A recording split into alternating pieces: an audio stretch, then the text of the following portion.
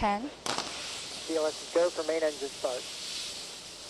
6, 5, 4, 3, 2, 1. ബഹിരാകാശത്ത് എത്തിച്ചേർന്ന ആദ്യ ഇന്ത്യൻ വനിത കൽപ്പന ചൗള എന്ന പേര് കേൾക്കുമ്പോൾ നമുക്ക് ആദ്യം ഓർമ്മ വരുന്നത് ഈ ഒരു ഫേസ് ആയിരിക്കും.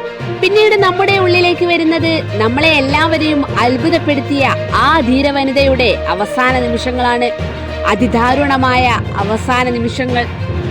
ഒരു കുഞ്ഞു തെറ്റ് പോലും, ഒരു ചെറിയ അശ്രദ്ധ പോലും ചിന്തയ്ക്ക് അപ്പുറത്ത് ദുരന്തമാവുമെന്നതിന് ലോകം കണ്ടതിന്റെ നേർസാക്ഷ്യം അതായിരുന്നു കൊളംബിയ ദുരന്തം. നാസയ്ക്ക് സംഭവിച്ച അശ്രദ്ധ അന്നില്ലാതാക്കിയത് കൽപ്പന ചൗളയടക്കം 7 ബഹിരാകാശ ശാസ്ത്രജ്ഞരെയാണ്. ഫെബ്രുവരി 1 ഇന്ത്യയുടെ ആകാശ കൽപ്പന കത്തിയമർന്ന ദിവസം. 2 പതിറ്റാണ്ട് മുൻപോട്ട് പോയെങ്കിലും അന്ന് കത്തിയെരിഞ്ഞ നക്ഷത്രം ഇന്നും തിളങ്ങുകയാണ്. മകളെ ഒരു ടീച്ചറോ ഡോക്ടറോ ആക്കണമെന്ന സ്വപ്നം കണ്ട അച്ഛനോട് ഇനിയും മുകളിലേക്ക് സ്വപ്നം കാണട്ടെ എന്ന് പറഞ്ഞ് അനുവാദം ചോദിച്ച മിടുക്കി. ചന്ദ്രനോളം സ്വപ്നം കാണാൻ ആഗ്രഹിച്ച ആ പെൺകുട്ടി ബഹിരാകാശം കീഴടക്കി. ഇന്ത്യക്ക് അഭിമാനമായി. ഒരുപാട് ഇന്ത്യക്കാരെ സ്വപ്നം കാണാൻ പഠിപ്പിച്ച ചുരുക്കം ചില വനിതകളിൽ ഒരാളാണ് കൽപ്പന ചൗള എന്ന അതുല്യ പ്രതിഭ. ബഹിരാകാശത്ത് എത്തിയ ആദ്യ ഇന്ത്യൻ വനിത കൂടിയാണ് ഈ മിടുക്കി. തന്റെ 2ാമത്തെ ബഹിരാകാശ യാത്രയുടെ ഭാഗമായിരിക്കെ 2003 ഫെബ്രുവരി 1 അവർ സഞ്ചരിച്ചിരുന്ന Colombia space shuttle അപകടത്തിൽപ്പെട്ടാണ് Kalpana Chawla മരണമടഞ്ഞത്. സംഭവം നടന്നത് US-ലാണെങ്കിലും അത് നടന്നത് കോടിക്കണക്കിന് ഇന്ത്യൻ ഹൃദയങ്ങളിൽ കൂടിയാണ്. അന്നത്തെ കൽപ്പന ചൗളയുടെയും കൊളംബിയ എന്ന സ്പേസ് ഷട്ടിലിന്റെയും അവസാന നിമിഷങ്ങളിലേക്കാണ് ഇന്നത്തെ നമ്മുടെ യാത്ര. Welcome back to Nimmi's vlog. 1995-ലാണ് കൽപ്പന ചൗള നാസയുടെ ബഹിരാകാശ ഗവേഷക സംഘത്തിൽ അംഗമാവുന്നത്. 1997 നവംബർ 19 നാസയുടെ STS-87 എന്ന ബഹിരാകാശ ദൗത്യത്തിന്റെ ഭാഗമായി കൊളംബിയ സ്പേസ് ഷട്ടിലിന്റെ 5 സഹപ്രവർത്തകരോടൊപ്പം കൽപ്പന ചൗള ആദ്യമായി ബഹിരാകാശ യാത്ര നടത്തി. ആദ്യ യാത്രയിൽ 372 മണിക്കൂറുകളാണ് കൽപ്പന ചൗള ബഹിരാകാശത്ത് ചിലവഴിച്ചത്. ആ യാത്രയിൽ സംഭവിച്ച വീഴ്ചയ്ക്ക് കൽപ്പന ചൗള ഏറെ കാലം പഴി കേൾക്കേണ്ടി വന്നിട്ടുണ്ടെങ്കിലും നാസ നടത്തിയ വിശദമായ അന്വേഷണത്തിൽ സോഫ്റ്റ്വെയർ ഇന്റർഫേസിന്റെ പിഴവായിരുന്നു യഥാർത്ഥ വില്ലനെന്ന് കണ്ടെത്തുകയും കൽപ്പന ചൗളയെ കുറ്റവിമുക്തയാക്കുകയും ചെയ്തിരുന്നു. ബഹിരാകാശ യാത്രയിൽ അനുഭവപ്പെടുന്ന ഭാരമില്ലായ്മയെ പറ്റിയുള്ള ഗവേഷണമായിരുന്നു STS-107 എന്ന 2ാമത്തെ കൊളംബിയ ദൗത്യത്തിന്റെ ലക്ഷ്യം.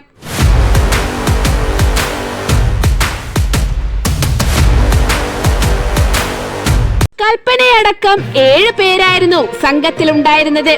2 വർഷത്തെ തയ്യാറെടുപ്പിന് ശേഷം 2001 ജനുവരി 16 കൊളംബിയ വിക്ഷേപിച്ചത്. ആദ്യത്തെ 80 സെക്കൻഡുകളിൽ ഒരു കുഴപ്പവുമില്ലാതെ പേടകം ആകാശത്തേക്ക് കുതിച്ചു. ഒരു ദുരന്തത്തിലേക്കുള്ള പോക്കായിരുന്നു ആ യാത്ര. ഉയർന്നു പൊങ്ങിയ പേടകത്തിന്റെ ഇന്ധന ടാങ്കിനെ പൊതിഞ്ഞ പാളിയിൽ നിന്നും ഒരു ഭാഗം അടർന്നു മാറി. അത് നേരെ ചെന്നിടിച്ചത് ഓർബിറ്റിന്റെ ഇടത് ചിറകിൽ. വിക്ഷേപണത്തിൽ തന്നെ വ്യക്തമായ പ്രശ്നം. എന്നാലും പേടകം പറന്നുയർന്നു. എന്നാൽ അവിടെയുണ്ടായിരുന്ന ചില എഞ്ചിനീയർമാർ പറഞ്ഞു അത് സ്പേസ് ഷട്ടിലിന് വൻ ആഘാതമുണ്ടാക്കുമെന്ന്.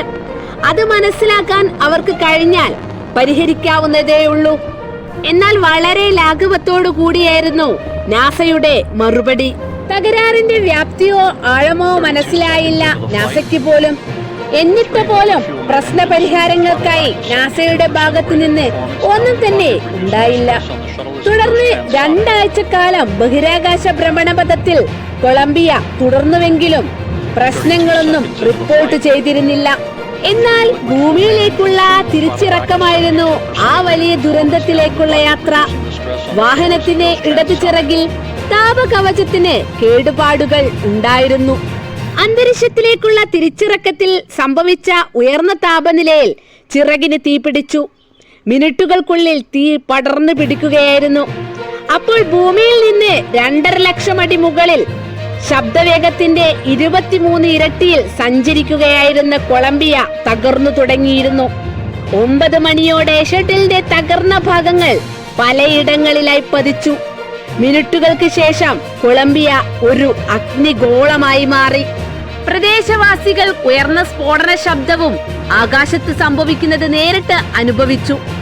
തകർന്ന കൊളംബിയയുടെ ഭാഗങ്ങൾ US-ൽ 2000-ലധികം മേഖലകളിൽ ചിന്നിച്ചിതറി.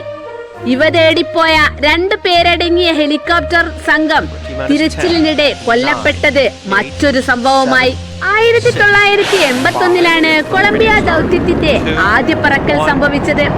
2 പതിറ്റാണ്ടുകൾക്കിപ്പുറം ലോകത്തെ കണ്ണീരിലാഴ്ത്തി ദുരന്തപൂർണിതമായ ഒരു പരിസമാപ്തി ആ ദൗത്യത്തിന് ലഭിച്ചു. നാസയുടെ നേരെ വലിയ വിമർശനമാണ് ഇത് ഉയർത്തിയത്. ഇടത് ചിറകിന്റെ അപകടത്തിന്റെ കാര്യം യാത്രികരെ അറിയിച്ചു വേണമെങ്കിൽ പരിഹാരമുണ്ടാക്കാമായിരുന്നു.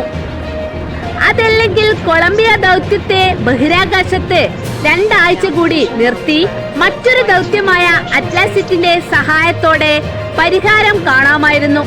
എന്നാൽ അതും നാസയുടെ ഭാഗത്തു നിന്ന് ഉണ്ടായില്ല. അന്നത് ചെയ്തിരുന്നെങ്കിൽ കൽപ്പനയുൾപ്പെടെ ആ 7 പേരെയും ദുരന്തത്തിൽ നിന്ന് രക്ഷിക്കാമായിരുന്നു എന്ന് വിദഗ്ധർ പിന്നീട് വാദിച്ചിരുന്നു. വിധിയുടെ കൽപ്പനകൾ മാറിക്കടക്കാനാകില്ല. കർമ്മരംഗത്തെ കവർന്ന കൽപ്പനയെ ഒരു സ്മാരകം കൊണ്ട് നിർവചിക്കാനോ ആകില്ല.